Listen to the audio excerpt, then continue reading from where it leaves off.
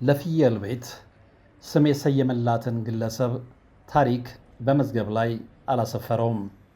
ለምን ሰፈሩን ፍየል ቤት አልከው ቢባል የራሱ ምላሽ ይኖረው ይሆናል። ለነገሩ ማንም ለዚህ ወንዝ የማያሻግር የሰፈር ስያሜ መነሻ ምክንያት መጠበብና መጨነቅ አይፈልግ ይሆናል። የፍየል ስጋ ስለሚሸጥበት የሚል የዋህ መልሱን አስቀድሞ ከች ቢል ሌላ ሰፈርም በብዛት ይሸጣል፣ ፈጣን ምላሽ ይሰጠዋል። ማንም ከሰፈር ስያሜ ጋር ጉዳይ የለውም። ቁም ነገሩ ሰፈሩ ይመቻል ወይ የሚለው መሰረታዊ ጥያቄ ነው። አዎ፣ ፍየል ቤት ዛሬ ለብዙዎች ተመችታቸዋለች። የሁሉም ነገር መናኸሪያ ከሆነች ቀናት ብቻ ሳይሆኑ ጥቂት ዓመታት ተቆጥረዋል። በረድፍ አምረው የተሰሩት ሕንፃዎቿ በተለይ በምሽት ውበታቸው ከመብራቶቻቸው ጋር ዓይን ያፈዛሉ። ከ7 እና 8 ዓመት በፊት እልፍ ሲልም ከዚያ በፊት በነበሩት ዓመታት እዚህ ስፍራ ጎጆዎች ነበሩ ይባል ማን አምኖ ይቀበላል?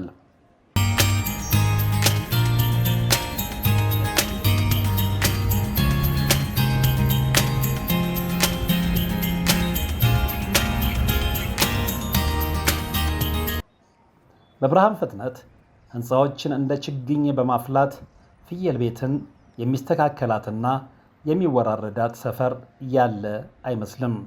ነባርና ስም ያላቸው ስጋ ቤቶች ከቀያቸው እየተነቀሉ አንዳንዶቹም ጅምር ቅርንጫፋቸውን እዚያው ትተው ወደ ፍየል ቤት መትመም ከጀመሩ ከዓመት ወይም ከ2 ዓመት በላይ አላስቆጠሩም።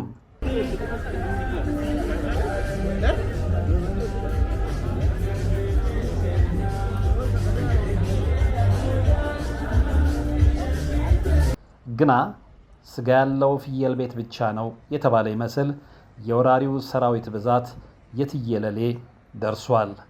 ዘገየ፣ ፍቅሬ፣ ዮናስ፣ ቸሩ መድኃኔዓለምና ኪዳነ ምሕረት ስጋ ቤቶች በቅርብ ርቀት ተደርድረው ምራቅን በሚያስውጥ ስጋ አላፊ አግዳሚውን እንቁልልጬ ከሚሉት መሃል ለማሳያነት የተመረጡ ናቸው። ሌሎች የሉም ማለት አይደለም። ስጋ ዘውትሮ መብላት ለጤና አይመከርም ሲባል ከፈለገ ይድፋኝ የሚል ኩሩ ሀበሻ ባለበት ሀገር ስጋ ቤቶች ኪሳራ አያሰጋቸውም። በተለይ በጠቀስኩት አካባቢ በረድፍ የምናገኛቸው ስጋ ቤቶች ከአራቱም ማዕዘናት እየተጠራራ በስጋ ላይ ለመዝመት ከሳምንታት በፊት ቀጠሮ የሚይዘውን ስጋ በይ የመኪና ማቆሚያ እጦት ከችግር አያሳስበውም። መንገድ ዘግቶም ቢሆን ታርጋውን ያስፈታል እንጂ በፍየል ቤት ቫይብ አይደራደርም። ቦሌ እንሂድ ብትል አይሰማህም። ለቡን በአማራጭነት ብትጠቁመው አይቀበልህም። ነፍስና ስጋው ከፍየል ቤት ጋር ተጣብቀዋል። ነፍስና ስጋቸው ከፍየል ቤት ጋር የተጣበቀ በርካቶች ናቸው። ለአንዳንድ ሰፈር ነዋሪዎች ሙያቸው ብቻ ሳትሆን አዳራቸውም ከሆነች ወራትን አስቆጥራለች። ሚስጥሩን የምታውቀው እራሷ ብቻ ነች። ለዚህ ሳይሆን አይቀርም አንዳንዶች አዚማሟ ሰፈር ሲሉ ይጠሯታል። አዚሟ ያለው ስጋ ቤቶቿ ውስጥ ብቻ አይደለም፣ ውስኪ ቤቶቿ ውስጥ ብቻም አይደለም። የአካባቢው ነዋሪዎች ይሁኑ ወይም በቱሪስት ስም ለመዝናናት የመጡ አይታወቅም። በነፋሻ አየር ምሽት ላይ ወክ የሚያደርጉ ቆነጃጅቶች ውበትም ለብዙዎች አዚም ሆኖባቸዋል።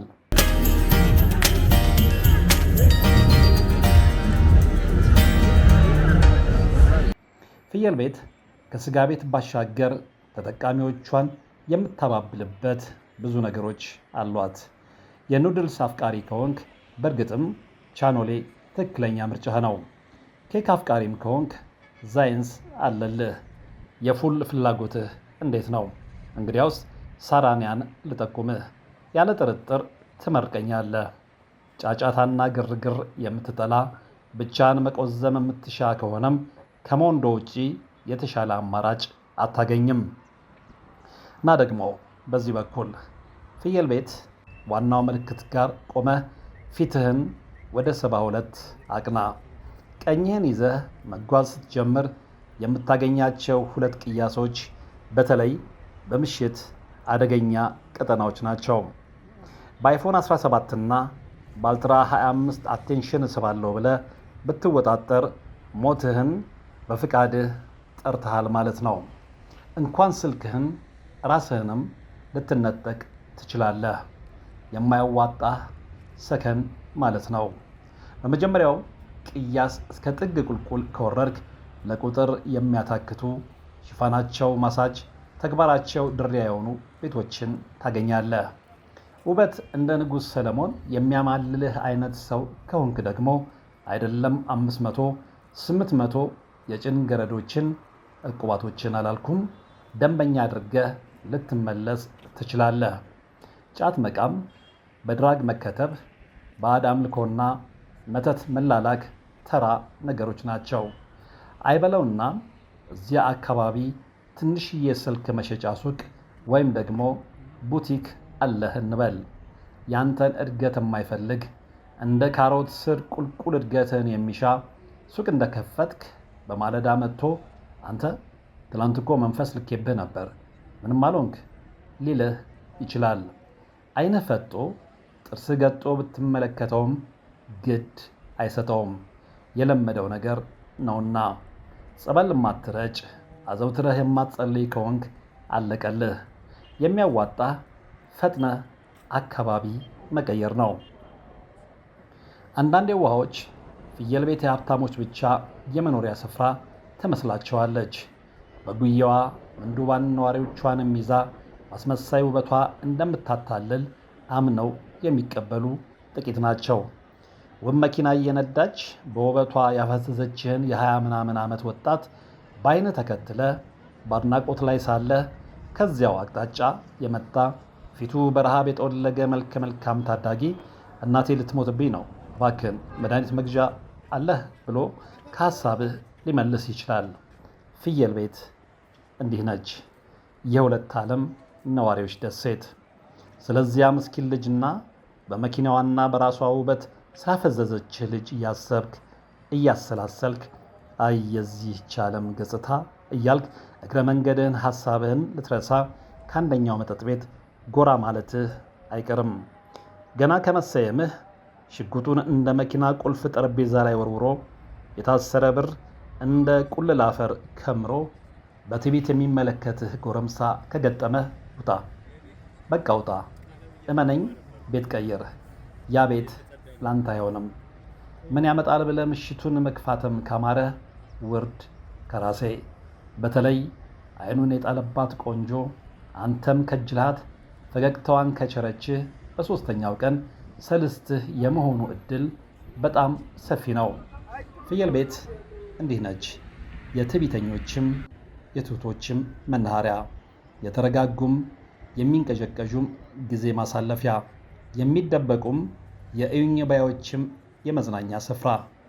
የፍየል ቤት አዚማም ድምቀት የሥጋ በዮችን ብቻ ሳይሆን ሥጋቸውን ሸጠው የሚያድሩ አንድ ፍሬ ልጆችን ትኩረት መሳብ ከጀመረ ውሎ አድሯል። ገንዘብ ያለው እዚያ ነው በሚል የተሳሳተ ግንዛቤ አፍላ ዕድሜያቸውን ሊገብሩ ላይን ደንገዝገዝ ሲል ከእርቃንን ባልተናነሰ አለባበስ የሚደረደሩ ትንንሽ ሴቶችን ማየት እየተለመደ ሆኗል።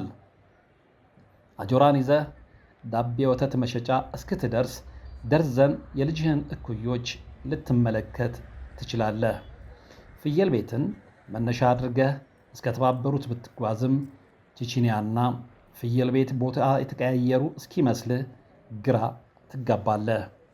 ፍየል ቤት ዛሬ የብዙዎችን እውቅና ቀምታ የሰፈር ንግሥትነቷን ልታውጅ በፍጥነት እየተንደረደረች ትገኛለች። ቦሌና ለቡ ከሚዝናናው ሰው ይልቅ ፍየል ቤትን ምርጫው ያደረገው በቁጥር ይልቃል። የበርካቶች ተመራጭ መዝናኛ፣ የብዙዎች ጊዜ ማሳለፊያ ስፍራ፣ ለቲክቶከሮች የተመልካቾቻቸው ምርጫ። አይፎን 16 ወይም 17 አሊያም ደግሞ አልትራ 24 እና 25 ይዘው የሚቀርጹ ታዳጊ ወጣቶችን ካየ፣ ቺክን ሃውሶችን ሲያስተዋውቁ ከተመለከትክ፣ ነገ ወይም ከነገ ወዲያ ይህችን ታሪከኛ ሰፈር በአንደኛቸው የቲክቶክ ወይም የዩቲዩብ ቻናል ላይ መመልከትን አትጠራጠር። የሁሉም ምርጫ ሆናለች ስልህ በምክንያት ነው። የሁሉም ምርጫ መሆኗ ባልከፋ።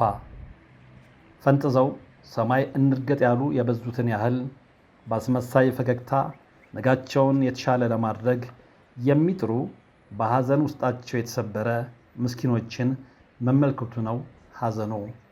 ፍየል ቤት የወንዶች ነን ባዮች ጉልበት መፈታተሻ፣ ስትራቴጂያዊ የጦርነት ስፍራ ምርጫ ሆና የተመለከትንበትንም አስገራሚ ጊዜ ነበር።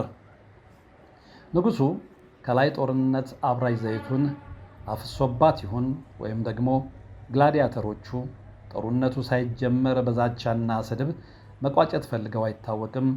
ጦርነቱ ሳይጀመር ተጠናቋል። ተመስገን። ዋናው ሰላም አይደል? ደግመን እንላለን። የሁሉም ምርጫ መሆኗ ባልከፋ። ጠግበው ሰማይ ላይ እንረስ ያሉ የበዙትን ያህል ከ2000 ብር ወርሃዊ ደሞዝ ራያቸውን እውን ለማድረግ አሳር የሚበሉ እህቶችን ማየቱ ነው ህመሙ። ቲፑስ የሚሉ የዋሆች አይጠፉም። ቲፑ ከኋላው ነገር አለው። ካላፈቀሩት ጋር አንሶላ ለመጋፈፍ መንገድ ያመቻቻል። በእድሜ ከማይመጥን ጋር ራስን ለማራከስ ሰፊ ዕድል ያመቻቻል። ገንዘብ በተለይም ብዙ ጉርሻም አዚም አለው። የጠንካራ ባለዓላማ ሴትን እምነት የማስካድ ቃል ኪዳን የማስፈረስ ሰይጣናዊ አዚም። ፍየል ቤት በእንዲህ አይነት ጉዞዋ የት ትደርሳለች ለሚለው ጥያቄ ከአሁኑ መልስ ለመስጠት ቢከብድም ከሁለት መላምቶች መዝለል አይቻልም። ወይ ያረጋጋታል ወይ ይብስባታል። አረጋጊውን መንፈስ እግዚአብሔር ይላክላት። አሜን በሏ። ሰናይ ሰናዩን በመመኘት ተሰናበትን።